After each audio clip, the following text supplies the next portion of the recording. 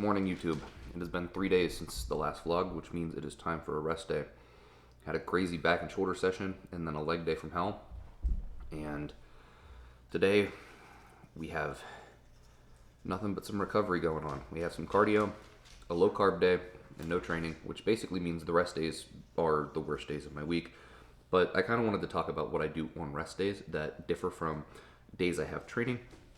And so I figured I would wake up, take my morning weight, we're weighing about 218 right now, and get my stomach vacuums in to help the waist control.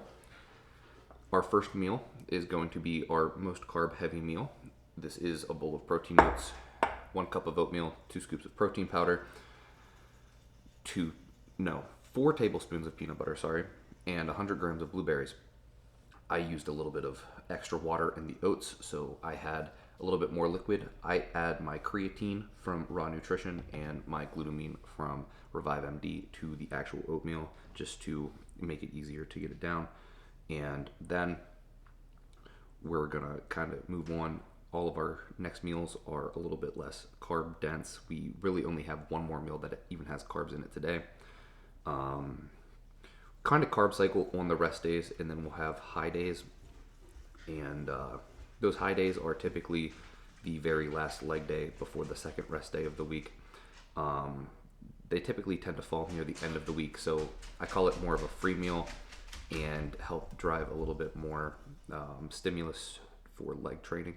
So we're going to get this down and kind of talk about why I do the carb cycling and why nutrition looks the way it does.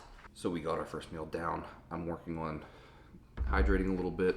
Typically have about 2 gallons of water a day, 6 liters for all my Europeans out there. I honestly kind of prefer using liters anyway, but this just has some 0-calorie water flavoring, and I add a little sodium and potassium to it for the electrolytes. It's super important to have plenty of electrolytes and fluid in your system at all times. So this is basically just homemade Gatorade Zero, and have about 2 of these before training.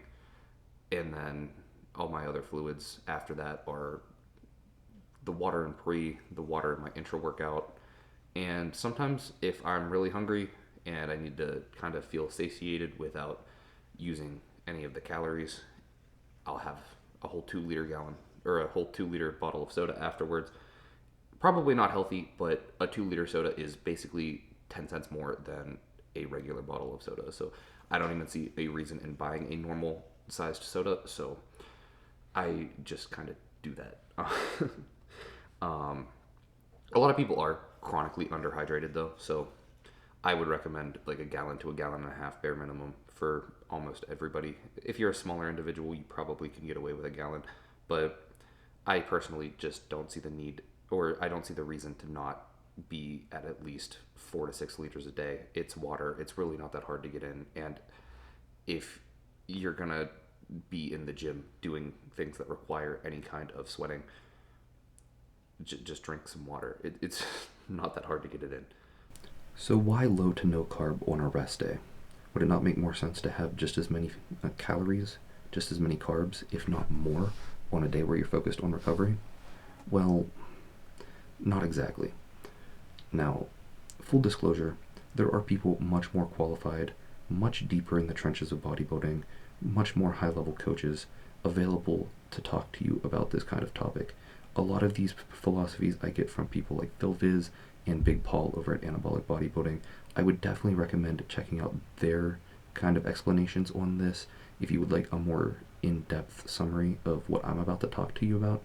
But I'm going to do my best to give you guys a detailed enough explanation to make it make sense, and hopefully you guys get something out of this and I am able to explain it well. If you see me looking down, I made a list of notes on my phone. I'm not using AI. If I'm not capable of delivering this information to you without having a computer spit it out, I would simply not talk about it. However, it is very hard for me to stay on track with my ADHD, and I get kind of camera shy, so trying to keep all of this information in one place and not miss anything important is kind of difficult to me, so bear with me. I just wanted to point out that I'm not over here spitting out AI generated bullshit. I'm just a little slow, and the camera makes me kind of nervous sometimes, especially whenever I'm talking about things that actually matter and I'm not just vlogging my life. So bear with me here. I'm kind of gonna start on the least to most important things and try to just cover everything in between. So a lot of this comes down to, firstly, diet structuring. And diet structuring is basically a more advanced version of calories in, calories out. At the end of the day, thermodynamics will always determine whether you're gaining or losing mass. However, you can do certain things in eating practices that will help you drive certain results towards more productive goals than simply just consuming food in a strictly thinking of numbers kind of way.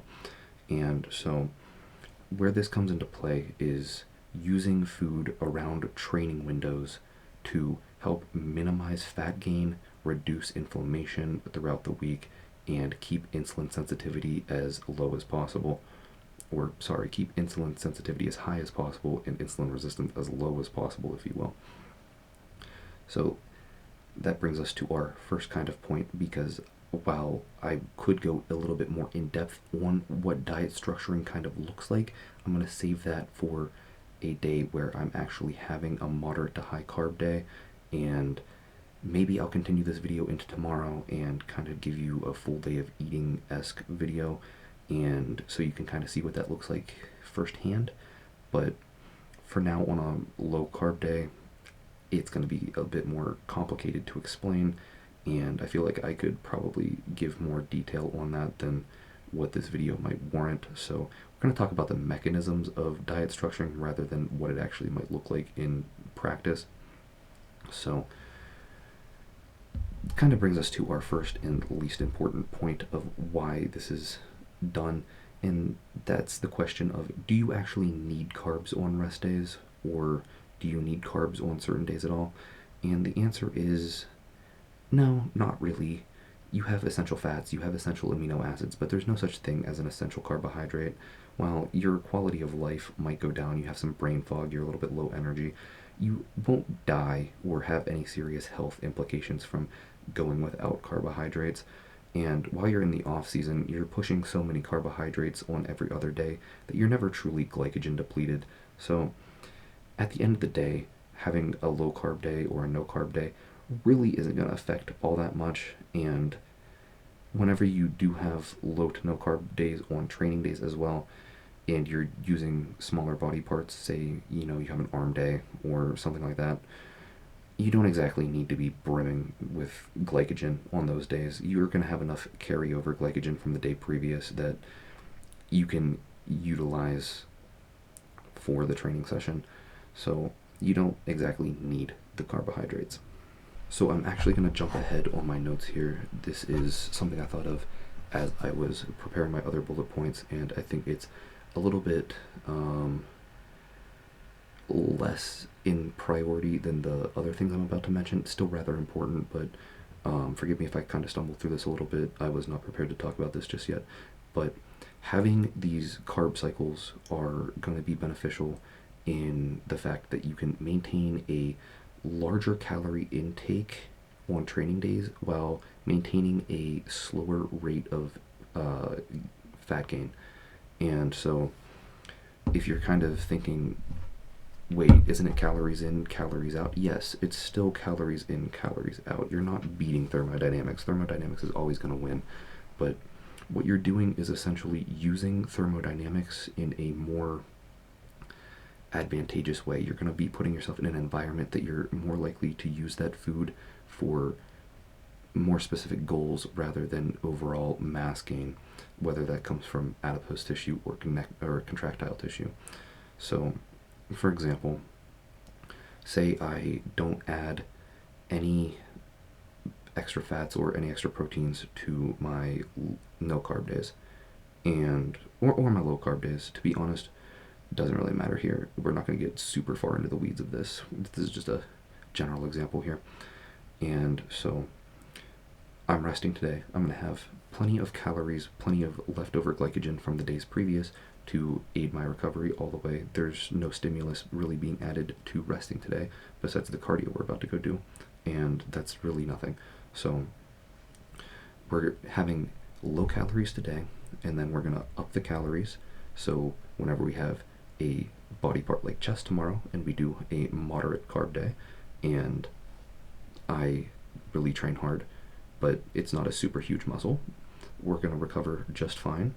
And so instead of, say, it's like 500 calories, 1,000 calories for those 2 days, it would be like 250, 750. We're going to need more calories on that training day to maximize recovery. And so at the end of the day, those 2 days are still the same. And so whenever you apply this throughout the week, say you have, 2 no carb days, 3 moderate carb days, and 2 high carb days, you're essentially creating, calories in, calories out, but in a manner so you are hitting large body parts like back and legs with the most calories and food, so you can recover the best from those really big strenuous workouts. And you're using things like no carbs on rest and arm days, accessory work, so things that don't exactly require as many calories to recover from. And you're essentially just putting yourself in an environment where you're utilizing thermodynamics to get the most muscle gain and the least fat gain out of the same total amount of calories. Sorry, my camera battery just died. I had to replace it, so if I shift it a little bit, that's my bad. But that kind of leads us into the next thing, which is maintaining metabolic health. And so whenever you're constantly cranking food versus having, these little peaks and valleys throughout your metabolism, whenever you're just constantly cranking food, you're putting yourself in a place where it's a bit stressful, a bit inflammatory for your digestive tract. And again, chronic inflammation, bad. You don't want that. So whenever you have time for your digestive tract to kind of calm down a little bit, then you ramp it back up and you maintain that, and you give it these little peaks before you really push things. That's whenever your metabolic health is going to be in its most healthy, ready to utilize nutrients kind of state. And this doesn't matter as much if you're not really pushing food, if you're eating at maintenance, or if you're in a deficit. This isn't super relevant, but especially if you're pushing weight, this becomes important, because whenever you're really cranking food, you start to tell your metabolism doesn't like it. It's not very fond of that. So you definitely want to give it breaks throughout the week before you really push it. It's just more responsive that way. And it kind of brings us into digestive health. And this is objectively probably the most important thing if you want to be successful in bodybuilding or just making gym progress in general. The ability to digest food and go to bed are really the 2 factors that determine just how far you're going to be able to go. We're going to keep sleep out of the conversation, and we're just going to focus on digestion. But you're really nothing without your digestive tract in terms of bodybuilding, lifting, training. If you can't digest food, it doesn't matter how much food you really pound. It doesn't matter how many performance-enhancing drugs you take.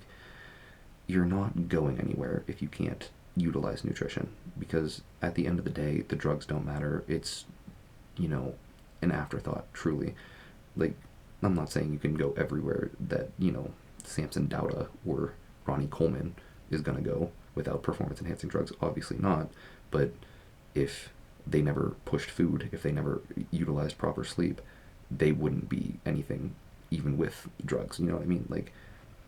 Anyway, we're kind of getting off into a side tangent here. I just want to point out how important the ability to digest things are. So let's get a little bit back on track here. So whenever you're pushing so much food in the off season, and the off season isn't exactly healthy.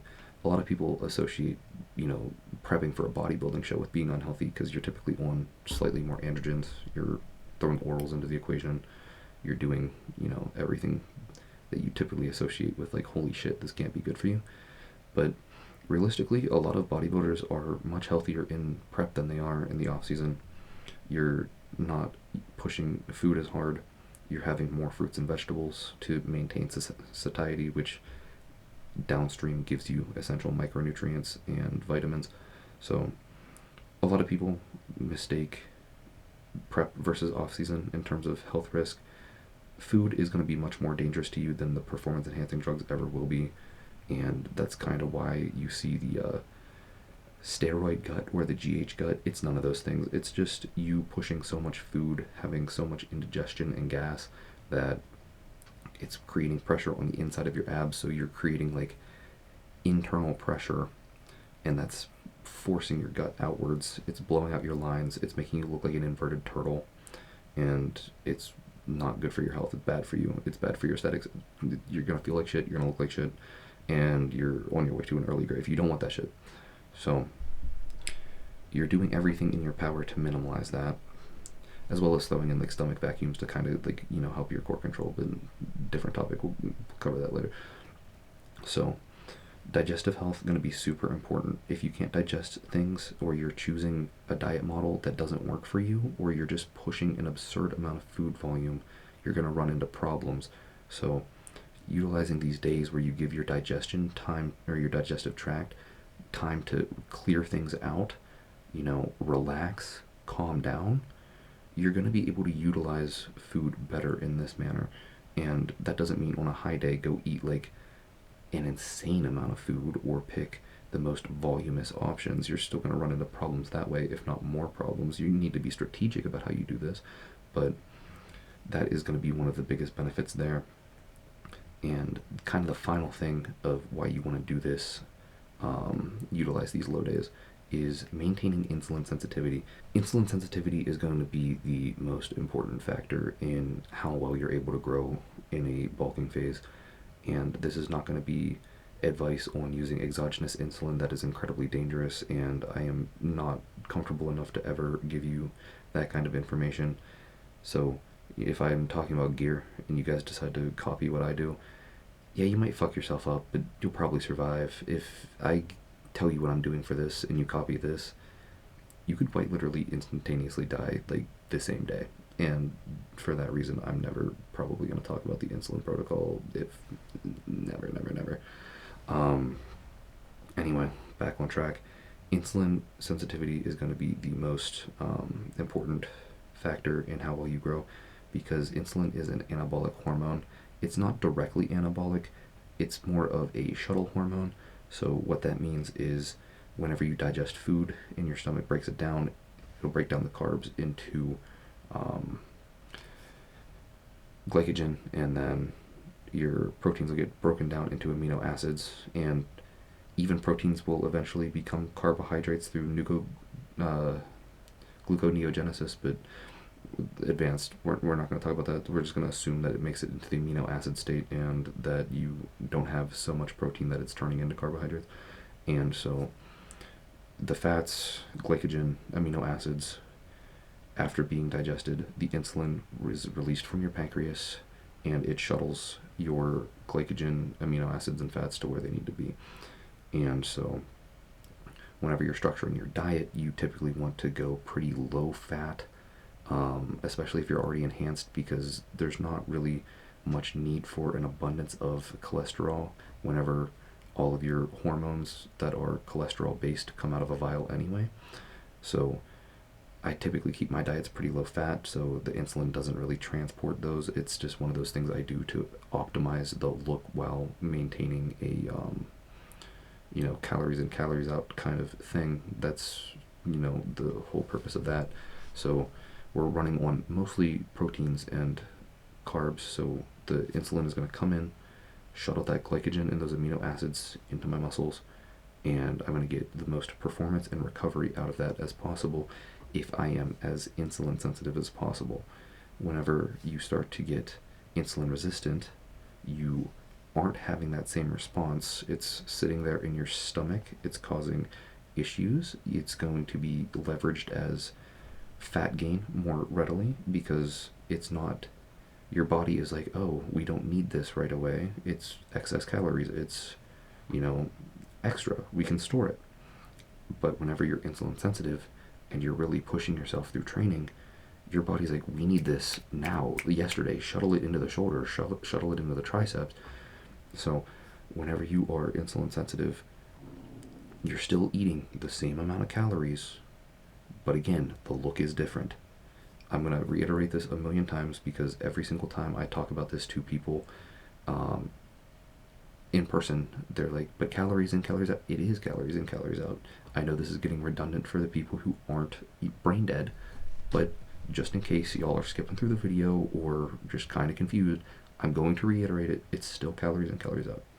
So the insulin sensitivity and all these other things, all calories in, calories out. You are just utilizing it for the best effect. And insulin sensitivity is going to be the most powerful driver of this because insulin is probably the most powerful hormone the human body has. So the better you can structure your diet and health, that you are capable of utilizing as much insulin as possible to shuttle these things, the better. Now, if you start to run into insulin resistance, there's a couple things you can do, especially as you are, an enhanced lifter.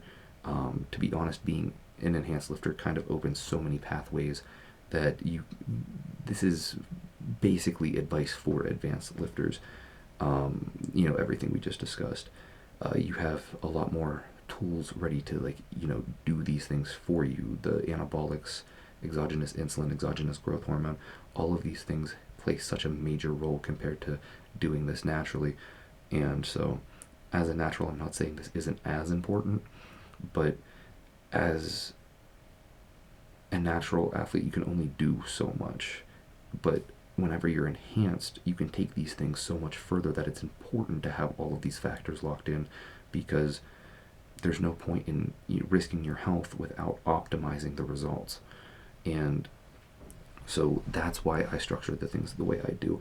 I would still do this if I was natural, but I probably would not fear certain things as much. I would probably be, a little bit more generous with the fat consumption in my meals. I would probably not really care so much about the minute-to-minute timing of the drive to the gym after my post-workout meal, to things like that, and kind of live more of a slightly balanced life. But that's not me. I signed up for this and I take this shit serious. So those are just kind of the reasons why I structure my diet the way I do. And I hope you guys were able to sit through this, just because I know it got kind of long. This is a little long-winded, but anyway, we are going to get our second meal of the day in and go do some cardio. You guys are going to see back and shoulders or legs. I really don't know. I have 2 of them recorded because nobody wants to see me just walk in a straight line for like an hour. That's boring as hell.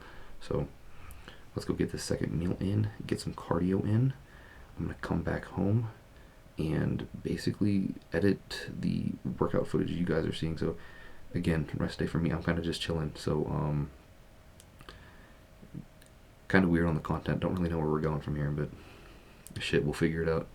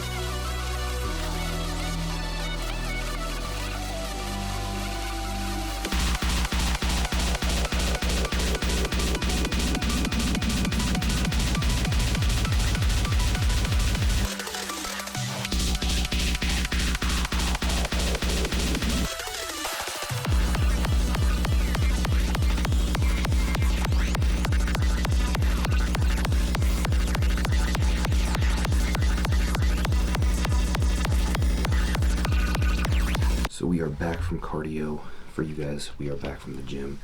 We are getting our third meal in, which is basically the exact same thing as the second meal, because I realized I'm probably going to go a little bit harder on the high day, just because Christmas is coming up. I have some family coming around. There's going to be some desserts being passed out, and I am going ultra low carb, so we skipped the rice on the chicken and rice meal, and we're going with 150 grams of chicken breast, drown it in hot sauce, for a total of 450 grams of nothing but chicken breast and hot sauce for the last 3 meals. Fortunately, I am at my house and I have things to do, so I can keep myself kind of distracted. These days are super, super long whenever I actually have work, though.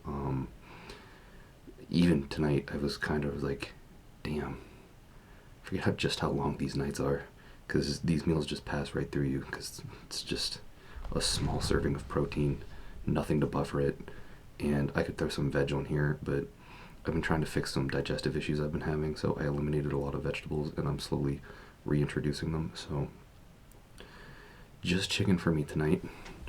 Fortunately, I remembered to pick up a 2-liter Diet Dr. Pepper, and I'm just washing it down with these meals. So, that's basically a low day, and I'm looking at the timeline in this video. I think I'm just going to go ahead and call the video here, because between the training and explanation of the carb cycling, we are actually running this video up a little bit longer than expected. So with that, I am going to head out. If you enjoyed this video, make sure to do all that standard ass YouTube shit, like, subscribe, ring the bell, and I will be back very shortly with another video. Peace.